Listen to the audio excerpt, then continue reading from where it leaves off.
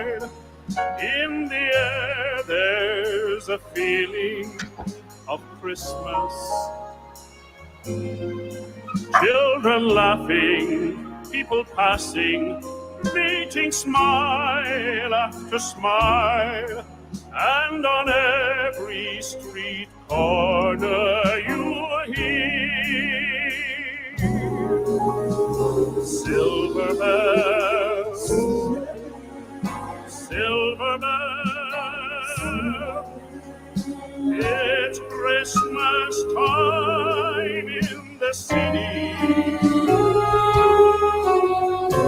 Ring-a-ling, hear them ring. Soon it will be Christmas Day.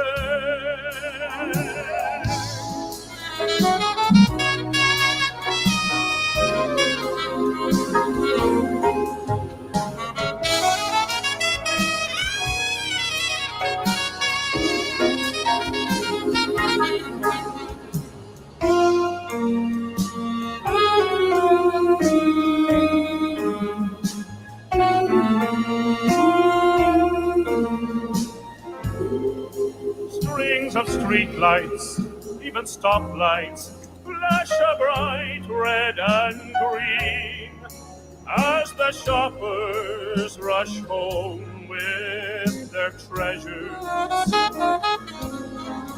Hear the snow crunch, see the kids bunch. This is Santa's big scene.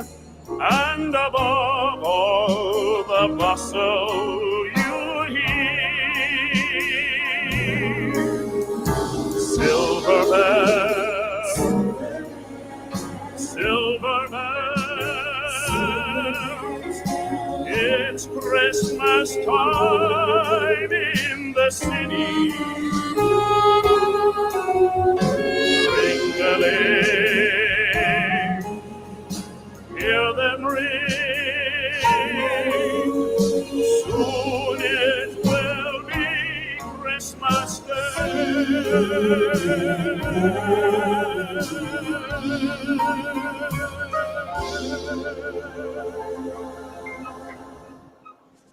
Soon it will be Christmas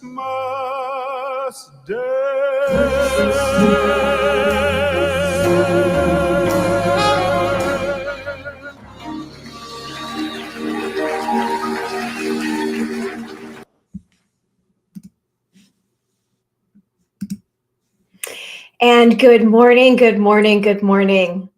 Wasn't that absolutely stunning? Welcome to Common Sense America. I'm Eden Hill.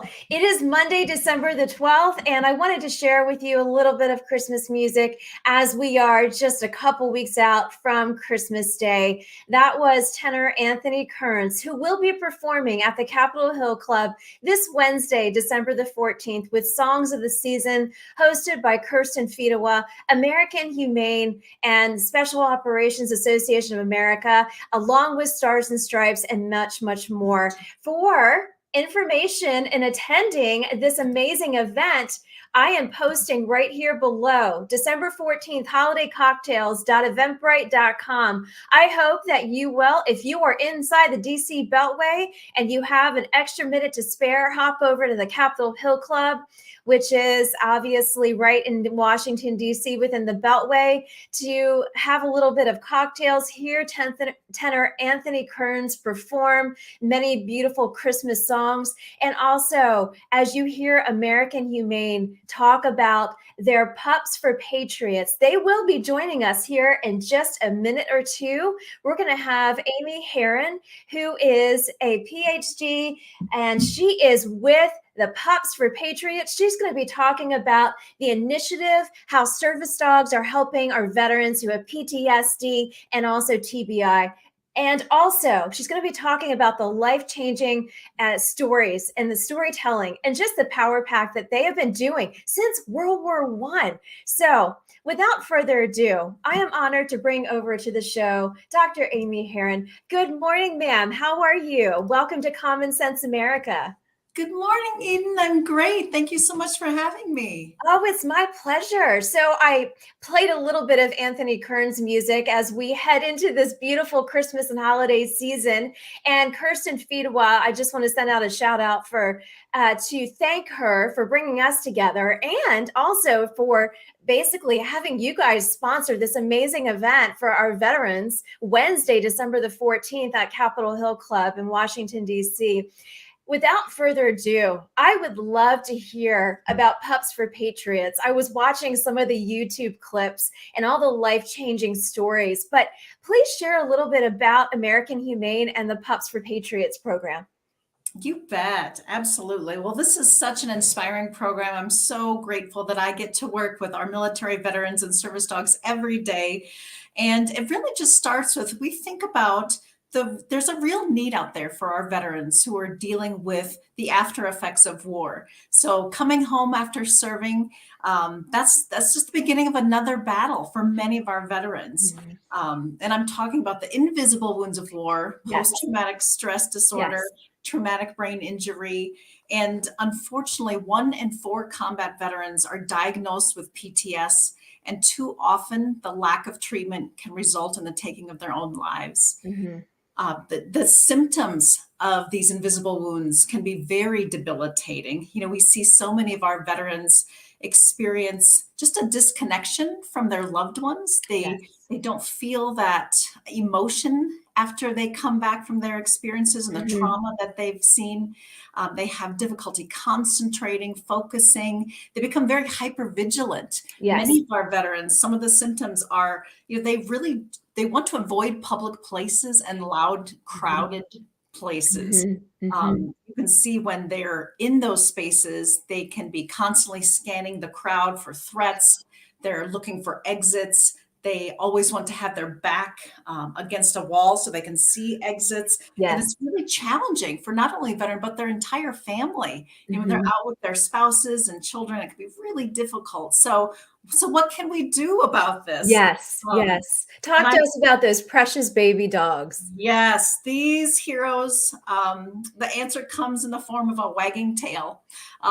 These dogs have been so amazing, the results that we've seen and what they can do for veterans. So because of this need, this is why American Humane formed the Pups for Patriots program 5 years ago. And we were just thrilled that we've been able to help almost 80 veterans already, provide them with a service dog. And these dogs are ones that are in need are in need of a forever home. And we train them to be life-saving service dogs to specifically mitigate the symptoms of post-traumatic stress. And the best part of this program is it's at no cost to the veteran. Oh, wow, that's amazing. How is that? How is it funded then? Is it privately funded through generous donations, or it is? Okay. It is, absolutely. This is all through the generous donations of people who care about our military, corporate sponsors, foundations, but also those individuals who, you know, so many of us are from military families or military spouses like you. This is really a powerful program that speaks to a lot of people. So we really do rely on the generosity of our donors. And how do you pair up the veteran and the dog? What's that whole process look like? It's really interesting. I always say it's a little bit science, a little bit magic. We really like to, obviously the dogs are very well trained. They're selected to be dogs that love people, who love to be in public, who are confident, who are okay with other dogs, who aren't startled easy. I mean, these are really easygoing, resilient pups, because we really want veterans to have that confidence to go out in public. So we want that dog to be very used to seeing lots of different sounds, smells, flooring, lights, all those things that dogs can take in that we don't realize. And then the other half of the other end of the leash, obviously, is making sure the veteran is in a place. Is this something, a modality that they would benefit right now in their PTS journey? You know, because you and I both know dogs can be a lot of work. Yes, they can.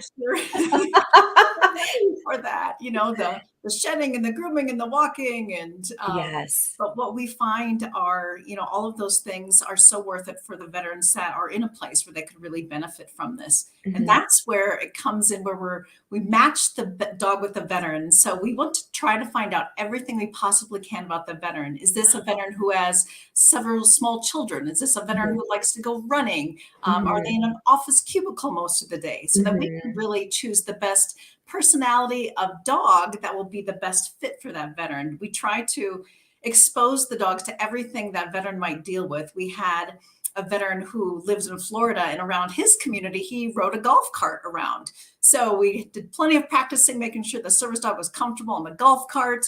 We have another veteran who works at a trucking terminal. So our trainers Wow. sat at the truck stop and got the dog exposed to all those trucking noises. So we really want to expose the dog to as much as possible, given what we know about that veteran's lifestyle, so they can be the perfect match. Oh, that's powerful. We live here in Eastern North Carolina. This show has a wide audience from New York to California to Florida. But here in Eastern North Carolina, we have more than 9,000 veterans just in our county alone, along with the military personnel from Camp Lejeune, Cherry Point. Also, Fort Bragg is about 2 hours from here. So the retiree community we live in is both young and older generation from Vietnam to Iraq to current day. And, the invisible wounds you talk about, if you are, a spouse or a caregiver or a family member or a daughter or son who may not necessarily understand about the invisible wound aspect versus the obvious, those visible wounds, it seems to me that this program would be a benefit not just to the veteran themselves, but also to that family member or those family members to kind of help that process along and help that healing journey along. Wouldn't you say?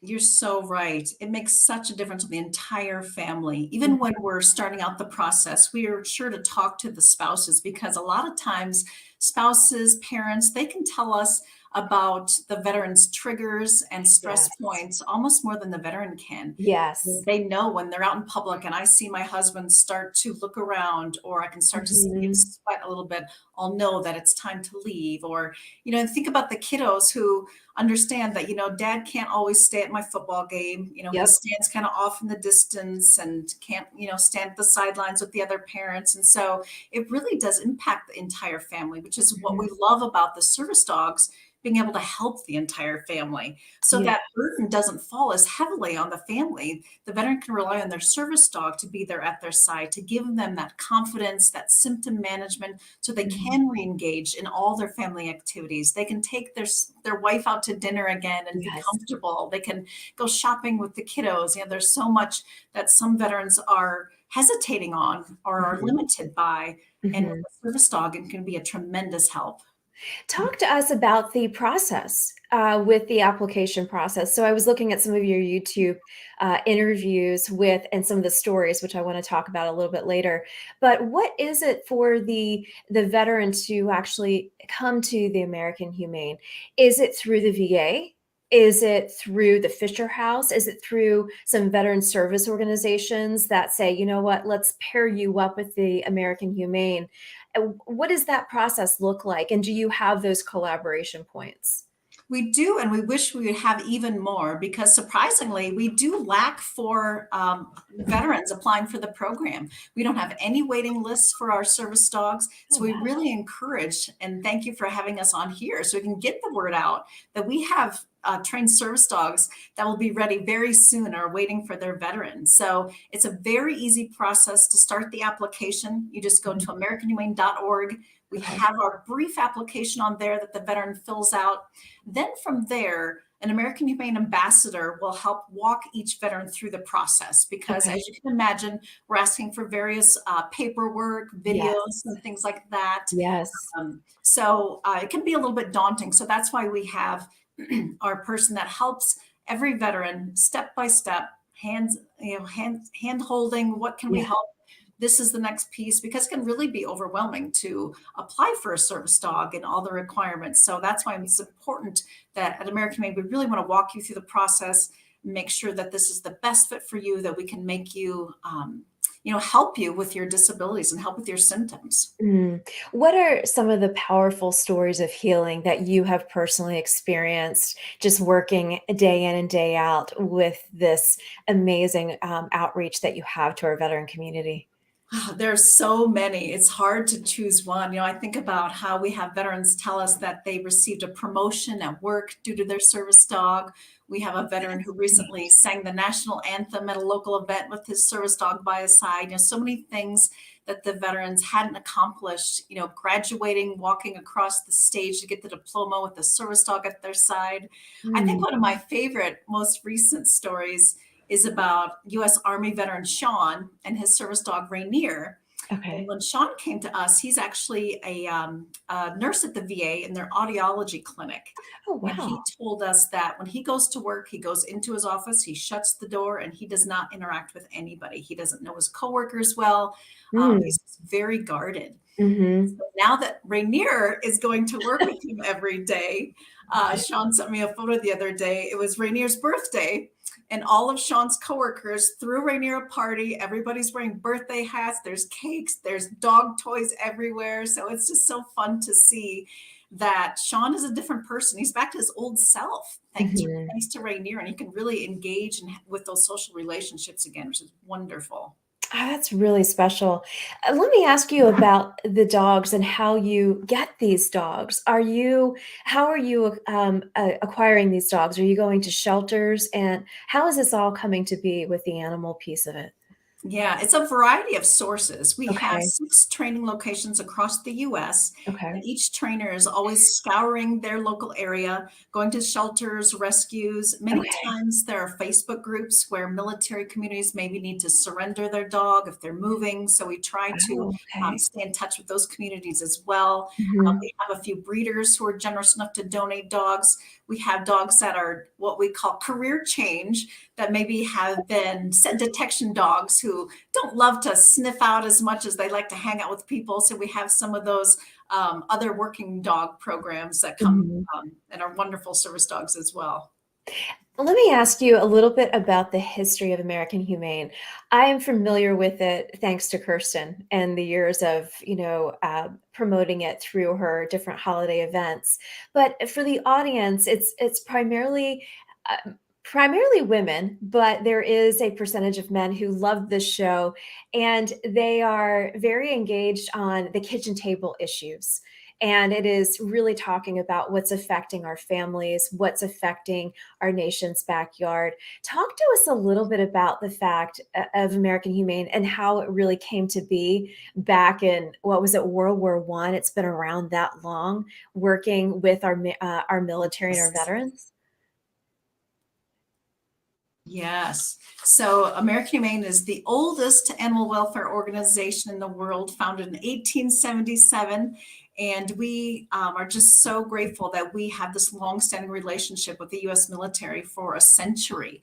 So originally, our work with the military began on the battlefields of World War I Europe, when at the request of the US Secretary of War, volunteers with American Humane were deployed to rescue and care for wounded horses on the battlefield. So Oh my that's how goodness. our original work with the military started. And so we're just so proud to continue that legacy today. Oh, that's really neat. It's really special to hear that aspect of what American Humane has been doing since that time period and now to date. Do you also work with the active duty military with regards to providing dogs for the field? Do you have any collaboration points with active duty for any of the services, or is it primarily just post military veterans? How does that look with American Humane? Yeah, it's primarily post-military, people who are no longer active duty, but we do also work some with military bases and Okay. handlers who have retired military working dogs. Okay. Those bomb sniffing, scent detection Yes. patrol dogs. Yes. Those dogs are ready to retire, usually medically around age 7, 8. and they're ready to be adopted by one of their handlers that they've worked with throughout their career. They usually work with about 5 different handlers, our military dogs.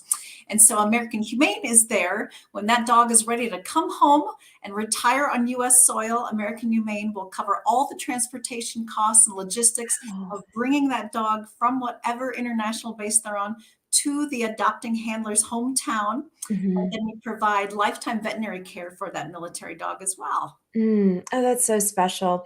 I would love to hear a little bit about you and how you were brought to this point of working with American Humane and just your background of your personal journey to your professional journey here. How has it impacted you and how did you come to be working with American Humane? What was that like for you? I think I'm just very lucky. I have been with American Humane for 15 years Oh, now. wow. And I am just blessed to get to do what I do every day. The people that I get to work with is equally life-changing for me as well. Mm, My grandfather served in World War II. My dad was in the Army Guards. And so it is meaningful to me, the way I mm, was raised to know that our military is such a special group and so powerful in being able to help and interact. The people that I get to talk with are veterans every day, and I see their faces. I get the yeah. notes from them that the dogs have been helping them, and it is just the most tremendously rewarding job. I Mm. grew up not even having a pet, Yeah. and finally, when I got married, I got a dog, and now I have about 3 of them. So, Oh, wow. um, well, I understand the impact of the human-animal bond and how much love, that unconditional love that dogs can give us. And I Mhm. see that with our veterans every day, and it is just so powerful. Again, I feel just incredibly blessed to get to do what I do every day. Oh my goodness, I would say so. I would love to have a couple fur babies here in our home. And the one thing that my husband says, he doesn't want the mess. And I said, aside from the mess, it would just be great to have a couple here. I think it would be good. We got married later in life, so we don't have any kids, but we adopt 10,000 kids in our neighborhood. But just having a dog like that, I just think would be so it's calming for the spirit. It's adventurous, and it's also just provides an additional presence of security from what I've seen with other service dogs. One question about when we go into a restaurant and we see a service dog, what is it for?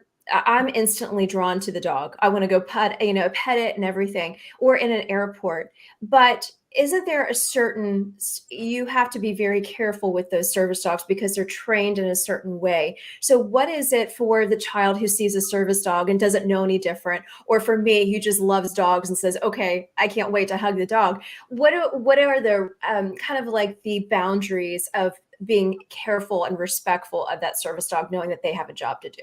Yes, I'm so glad you asked that because we call it service dog etiquette. And it's really important because a Yeah. lot of times when veterans are working with dogs that are relatively new to them, it can be a little bit stressful with Mhm. distractions. And so I think the more we as the public can be educated on what that looks like and what is helpful and not helpful is really helps our veterans as well. Because like you said, we're all attracted to dogs. I think adults might even be worse than the kiddos going to see the dog. Yeah.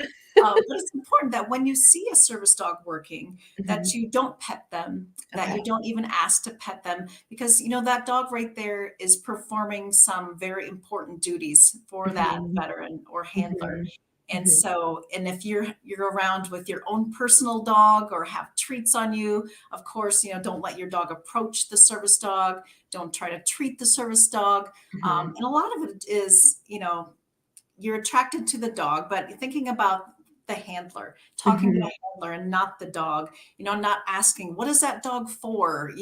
Right. Just being polite about it. Some of our veterans, aren't comfortable with people standing too close or coming up behind Mhm. them. And so Mhm. just being respectful of their space. In fact, that's one of the tasks that our service dogs are trained to do, to be recognized under the Americans with Disability Act. It's important that the service dog perform tasks that directly mitigate the handler's symptoms. Mm. Our service dogs are trained to create space around the veteran, By on cue, the veteran can ask the dog to stand in front or position them behind them, especially when things like standing in line in the store and Right. behind them can be uncomfortable. So they Right. can have their dog positioned behind them and just kind of create, during COVID, we were pretty good about that 6 feet space, but Yeah. it's still important to have that Yeah. service dogs too, have that space around them. The other thing the service dogs are trained to do is pick up when the veteran may be starting to escalate their anxiety.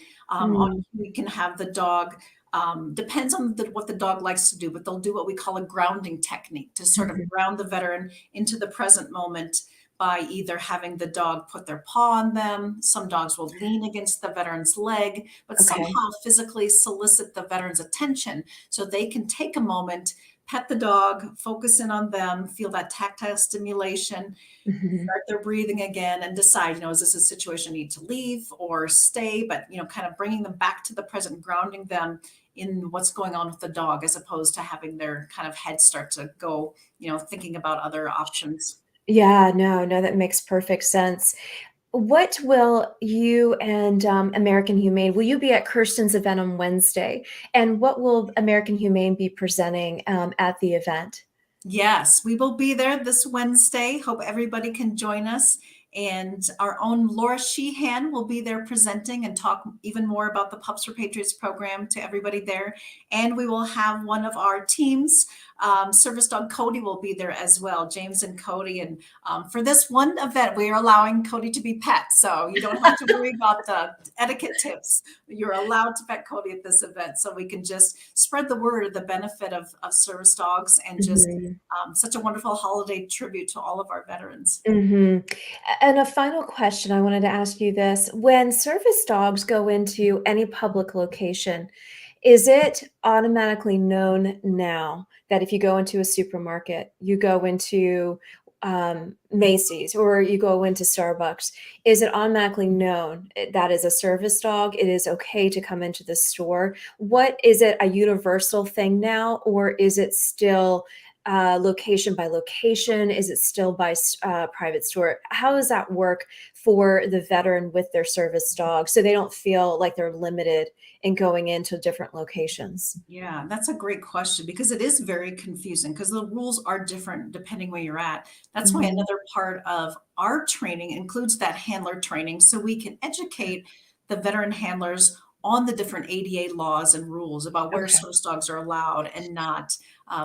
Service dogs can come into public restaurants, but they cannot go into the kitchen area. They're allowed into hospital rooms, but they cannot go into any of the sterile environment rooms. So it really depends. And these are all public places. There are private areas, churches, golf clubs, all of those are places that you would need special permission to bring a service dog.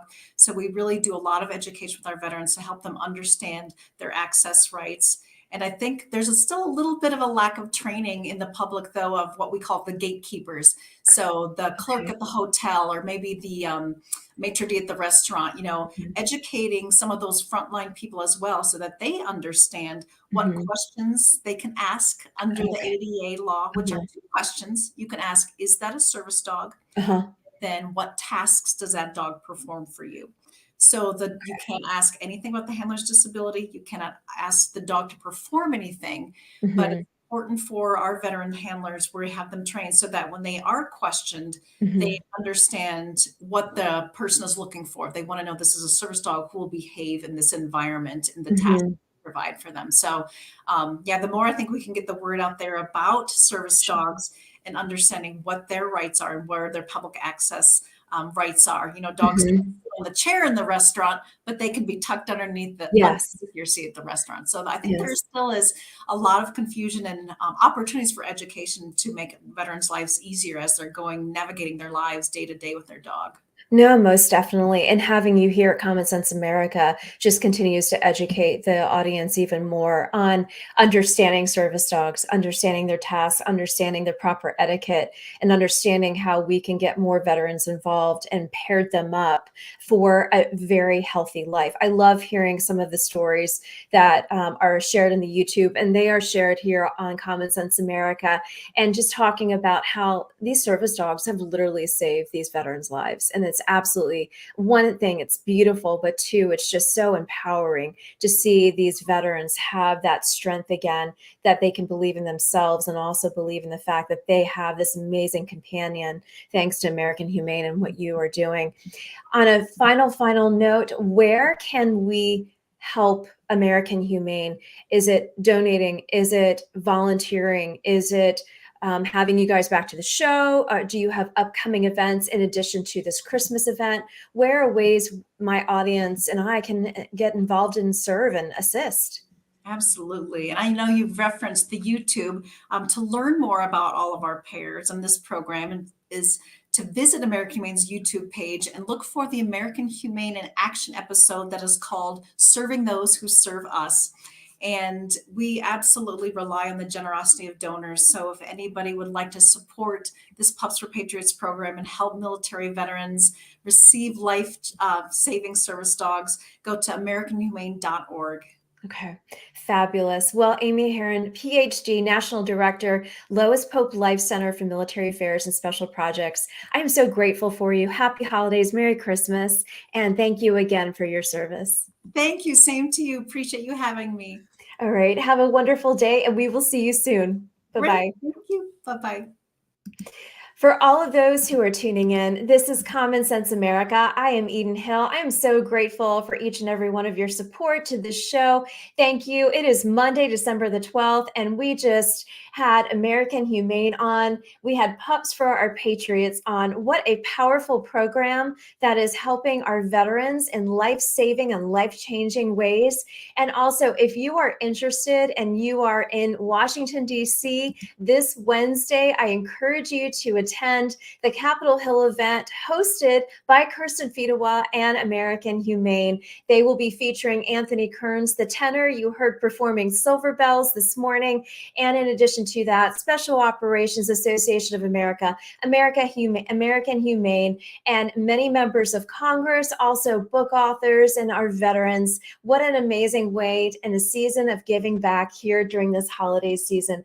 It is 9:30 a.m. Eastern Time, and next up, we will be bringing to the show Futures in Education. It is a private school in Brooklyn and Queens serving our children in the next generation, and we will be bringing over the Monsignor, who was head of the school, the Vicar for Development for the school. He will be speaking to us about Futures in Education. And tomorrow, I said from New York to North Carolina, tomorrow, December the 13th, remember when I had the New York tenor, Chris Macchio, and also Craig Syracusa? Well, they are a part of this amazing event that is benefiting our futures in education. So on that note, we're going to take a quick break and we will be right back with Futures in Education. Thank you so much for joining today.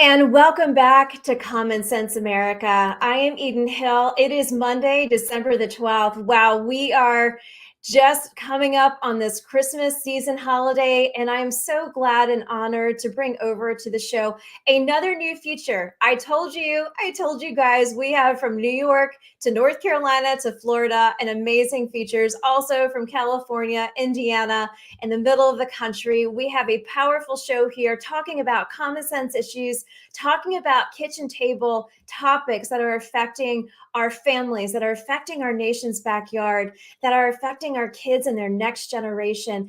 And this show is all about God, faith, and family and country. And so I am so grateful and so honored to be working with the Emmaus Center in Brooklyn, New York, and Futures in Education. And it's my honor to bring over to this show our Reverend and Monsignor Jamie Gigatillo. And Jamie, I did the best I could with pronouncing your last name. You did a great job on the first name, and that's all that matters. Thank you. It's so nice to meet you. Welcome to Common Sense America. Thank you. So first and foremost, I had Chris and I had Craig on about a week ago talking about the Emmaus Center and the benefit for Futures in Education. And I started digging deeper on Futures in Education. And I absolutely love what you are doing in the faith-based community to make sure children in Brooklyn and Queens get a faith-based education. So could you share with my moms in the audience, my women in leadership in the audience, my dads, and all of my retirees, talk to us about what you are doing with Futures in Education. Well, Futures in Education was started about 30 years ago. And since then, we have given out over $100 million in scholarships for children and families. Well, we just lost him, and hopefully he will be back on the show as we got interrupted. So let me read a little bit about Futures in Education to share with you about, actually, I want to share a little bit about what Reverend Monsignor Jamie has done. He is in the office of the parish. There you are. Something happened here, but over 30 years ago, we started to allow children the choice and families to send their children to get a good Catholic education who otherwise would not have been able to afford it. So Futures helps children. We have an angel program where we pay half of their tuition and we get angels, donors, to sponsor a child, and they're able to come to school. You know, Brooklyn is a diocese of immigrants. Mm-hmm. Yes. But especially Brooklyn in the city of New York. And many immigrants came here the turn of the centuries in the early 1900s, the mid 1900s, and the church was there to give them a good Catholic education that gave them a foundation that was able to assimilate into this country and really advance and become very successful. Now, many of those immigrants, you know, come from different parts of the world now, and they're not so much from Europe. Now they're coming from, you know, Latin America and Africa, Asia, and we give them that same opportunity that, you know, attend the get a Catholic education in one of our schools. So this past year, we gave out $8 million in scholarships. Oh, wow. You That's know, fabulous. yes, it's wonderful to be able to give these families. I say families because when you give the child an education, a foundation, it's changing the lives of the whole family. It's hope, you know, for the future, that their children have a chance, have a shot in life. Yes. And, so it's a wonderful program. And during the Christmas season, we make a special effort to reach out by asking people to be an angel. We know the angels come to us throughout history. God sends us angels to bring us good news, to strengthen us. We have our guardian angels to be beside us. And we want everyone to be an angel, especially during the Christmas season. Oh my goodness. Yes, most definitely. I love how Craig and Chris also talked about with the Emmaus Center and this benefit for tomorrow night, December the 13th. That's going to benefit the Futures in Education at the Emmaus Center. But one thing I loved about what they had shared with us was the power of faith in education, the power of faith in our homes. And I preach that daily here on Common Sense America. And I'll tell you, my biggest audience for this show right now is New York City. So let's preach it to New York City, and then we'll preach it down here. The second largest is down here in Eastern North Carolina. And I just want to impact those who are listening, whether it is to be a donor for the future of our next generation, or whether it is to really talk about what it is, the power of faith in our homes and the power of faith in our education. Because as we see God being removed out of our public school systems, what you and Futures in Education bring is God to the very forefront in their education. And God is being taken out, not just out of our schools, out of our country, out of our everyday lives. Yes. And you think about it, the more this country was built on faith and religion, people able to practice their faith. And the more we move away from that, the worse our country is becoming. Yes. And Catholic education not only forms a child and gives them the academics, the reading, the writing, and the arithmetic, but it forms the whole person. That is the importance of Catholic education. It helps them to realize that they are loved first. And, a lot of families, a lot of these children come from broken homes because there's no love in the home.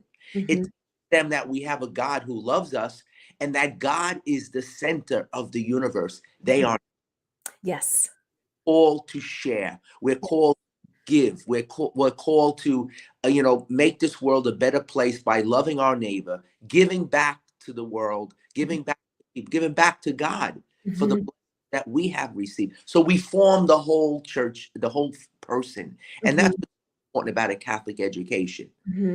Let me ask you this. How do kids and their families come to you? Because it says you cover both Queens and Brooklyn. I lived in Queens when I lived in New York. And then I moved back to the Upper West Side. So I was in Queens for a while. So talk to me about the parents that are coming to you. How do they hear about Futures in Education? How does that come together? What's the collaboration point? Well, the first thing is, we have about 69 schools in our diocese. Okay. The hub is Brooklyn and Queens. So we are one diocese. So first, they learn about it from their schools. When families come to register their kids or find out if they can send their children to the school, they're told that there are scholarships available if finances is an issue. That's also, I do a lot of advertisement throughout the diocese, in the parishes, on radio, on our diocesan cable station, the Net TV. So I do a lot of announcing and marketing and letting people know that Futures in Education is there to help them. Also, we have a couple of events. We have a Christmas concert like we're having tomorrow. We have an annual gala that we have like 100 people at. And at those events, we invite potential donors. So we're kind of getting the word out to the donors as well as to the families that there is an opportunity here for their, and that finances should not be an obstacle to sending children to our schools. No. What do you have coming up in 2023 in regards to just ahead? I know we have the Christmas concert tomorrow and other benefits, but what are some things that my audience could say, you know what, it's a little tough right now with the holidays, but what could we do come 2023 to be private donors or to be volunteers? What are you needing from, and whether it's here in Eastern North Carolina, if we come up for a long weekend and serve, I get calls from my friends in Jersey and New York saying, hey, you want to come up for Christmas Eve and hand out Christmas gifts? And I'm like, why not? Why not? Why couldn't we do that? So, for all of us who live here in Eastern North Carolina, a lot of us are transplants from New York, New Jersey, and Pennsylvania. So we still have family up there. So what could we do come 2023 where we could get involved to help you guys? Well, I mean, first of all, you can contact us through our website. Okay. And anytime during the year, you can become an angel, you can help out. So we can put you on our mailing list, and there'll be opportunities throughout the year. I mean, we have a golf outing, we have a dinner, we have a Christmas luncheon, a Bishop's Christmas luncheon. We have this year, for the first time, I'm I'm expanding because many of our parishioners and people that have received a good Catholic education have become very successful now living in Florida. So at the end of February, I'm having a concert with the Jersey Boys at one of our donors' house in Fort Lauderdale, right on the ocean. And we're going to be inviting those people who cannot make it up to New York as frequently as they would like, want to. And so expanding down there because so many of our people come from Brooklyn. There's no better place in the world to come from, Brooklyn. And the bagels, the Brooklyn bagels. Food and the Italian bread and everything. But the thing is, many have moved to North Carolina, South Carolina, have moved out of the tri-state area. Right. So constantly in touch with our alumni. So contact us and we'll put you on our mailing list. And whenever we have an event or you have the opportunity to quietly donate, you don't want to be known, you don't want to get your name up there so then all the other charities are going to be bothering you. Right. You can privately give. And, the Lord loves a cheerful giver. That's I say, it's funny because I heard this many years ago, and I say, there are givers and takers in this world. Yeah. The takers eat well, but the givers sleep well. Amen to that one. I needed to hear that. I love that. I absolutely love that. I absolutely love that. I needed to hear that this morning. Now, can you share with me one personal story that has really impacted you in being a part of Futures in Education? What's one child's story that just stands out to you? Well, there are so many, and every gift counts. But I'll never. We had a dinner one time, and one of our honorees at our dinners, we always have a mother giving a witness to how Futures in Education had an impact on their lives and on their children. And when the mother was speaking about how Futures has helped them, one of our honorees that year, the child was, I think, in the 3rd or 4th grade. And the honoree, after the mother spoke, went up there and he said that he will take care of the child's tuition, not only through the 8th grade, but through high school as well, a Catholic high school. And that story stands out. Yes. But there are so many like that. People are able to meet the children that they are helping. It's not like, the money's going into one big pot. There is a relationship that begins because we give the donor the child's name and they'll give them a report on, how they're doing in school. They'll send them a Christmas card. They'll send them an Easter card. So there's a relationship that's built. And it makes the donor feel that they're really making an impact on this child and their family. And they see so all those relationships that are being built, some of them we don't even know about. Yes. So it has a great impact. One thing that just stands out to me and what Futures in Education is doing is I see this vision of you and Futures are really providing this safe haven for all of these children to have a faith-based education and to provide that safety net for them when, we live in such a world that's removed God from so many different aspects, but yet they have this safety net where they're going to get a great education, math, reading, arithmetic, in writing, but yet be loved and be surrounded by people of faith who do love them. So when they go out into that dark world, they stand a little bit taller, a little bit more stronger, and a little bit more by faith. That's how I see it. You're 100% right. I mean, faith is needed. I always say to the parents, you can give your children everything. You could spoil them. But the greatest gift, because the gift of faith is so important. Because I say to them, when you're not around, they're going to have that faith that they'll need to get through, the challenges in life. Exactly. And then to help the children know that their parents may be gone, but God is always with them. I am so grateful for your service and for your testimony. I also wanted to just mention one thing about you. I was reading your bio, and I had lived in Washington, D.C. right after 9/11, but I was up in the city the day after. And I read your bio, and it read, and I wanted to share this with my audience because we have so many veterans, so many first responders, and so many active duty who watch the show. Following September 11th, the New York City Police Department made you an honorary chaplain in recognition of your work at Ground Zero, and you continue to receive numerous awards for your outstanding community leadership. You minister to the chaplains to the New York City Tax and Limousine Commission, the New York City Transit and Corrections Officers, and the Columbian Association of New York, along with many, many others. And I just want to thank you for what you have done for the city. Thank you for what you've done for our first responders and for those who really saw what happened that day. And thank you for what you do now for our next generation.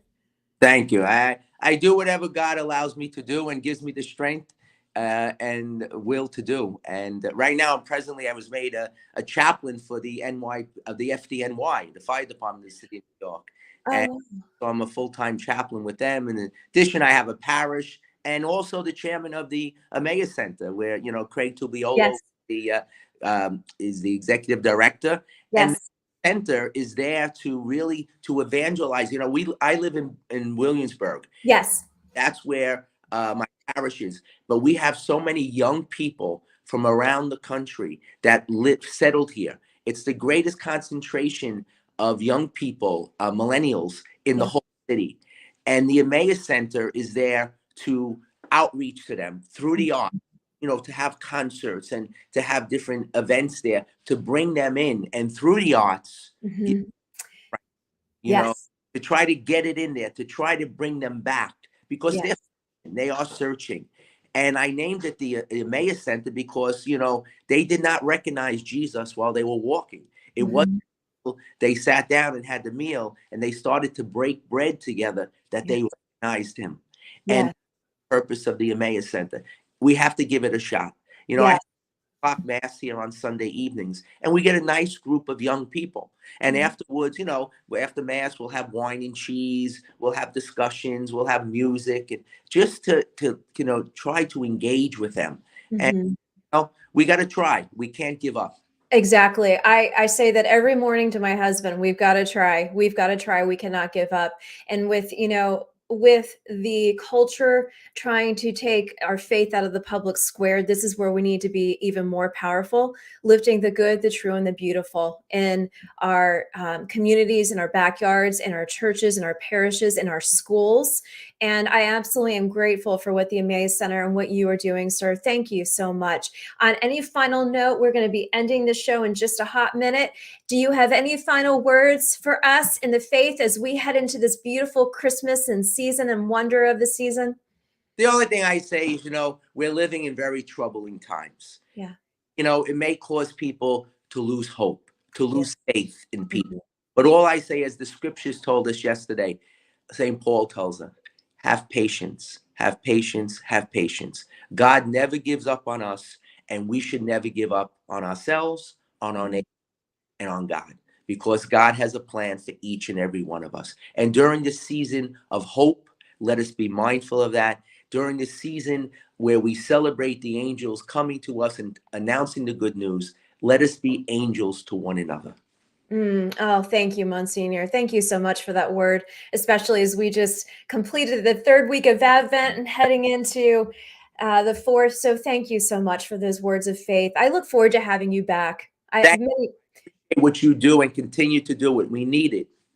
I will. Many blessings to you, sir. And I hope tomorrow is just a fabulous, fantastic event with music and celebration of life. So thank you. We still have tickets available. Just come to the door.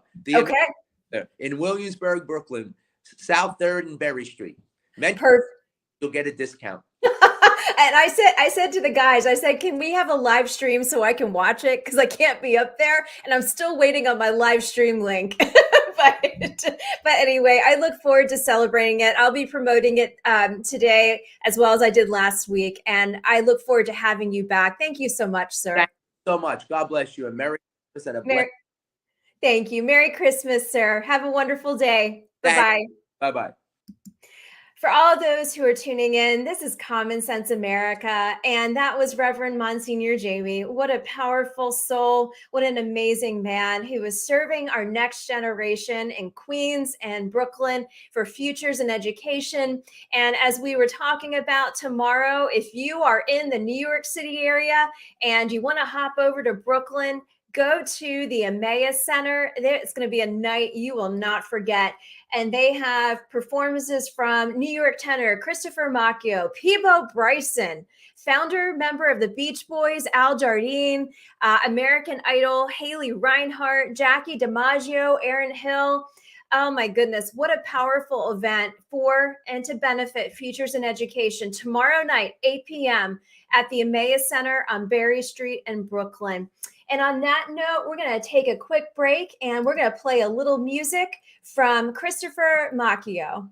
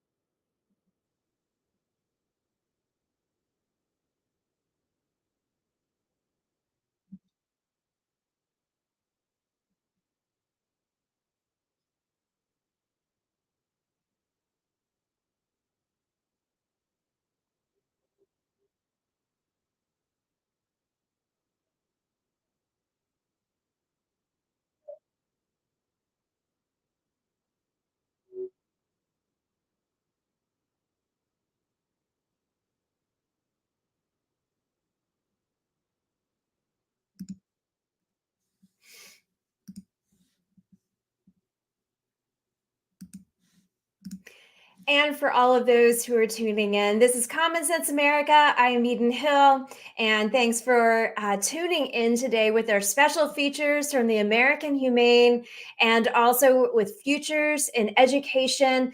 You just heard performances from Anthony Kearns tenor and also New York tenor Christopher Macchio. He was just performing some of his beautiful Christmas music, and he will be performing tomorrow night at the Emmaus Center in Brooklyn, New York.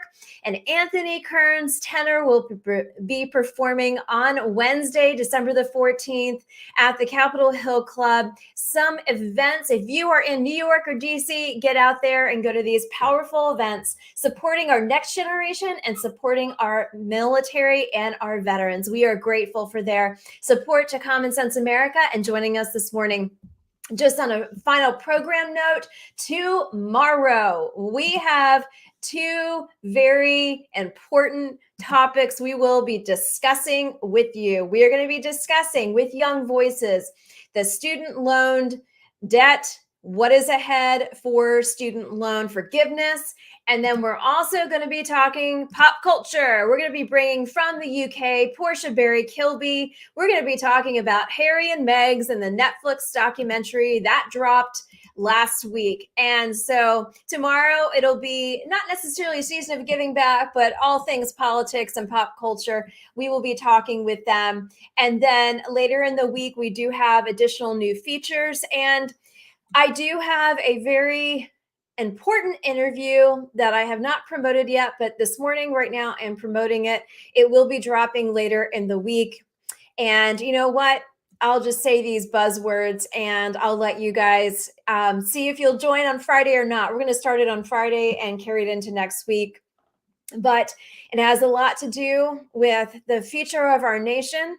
It has a lot to do with the current administration, and it has a lot to do with the lack of action taken by FBI and Child Protective Services. And it has a lot to do with the state of affairs on Twitter and what will be ahead for 2024. So I'll leave it at that. On that note, grateful for your support I tell you what, back-end analytics say New York City is number one in watching the show. And then next on the list is Swansboro, North Carolina. And then next is Oxford, Pennsylvania. And then also Cedar Point, North Carolina. So we have a little bit of north and a little bit of south and a little bit of in between. So I am grateful for all of the support out there. Thank you, moms. Thank you, dads. Thank you, women in leadership. Thank you for those who are serving in our military. Thank you to our spouses. Thank you to our veterans and our retirees. We thank you this holiday season, and we wish you a Merry Christmas. More tomorrow. Be strong and be courageous. And you heard what the Monsignor said, have patience with each other, have patience, and be of good faith. We will see you tomorrow.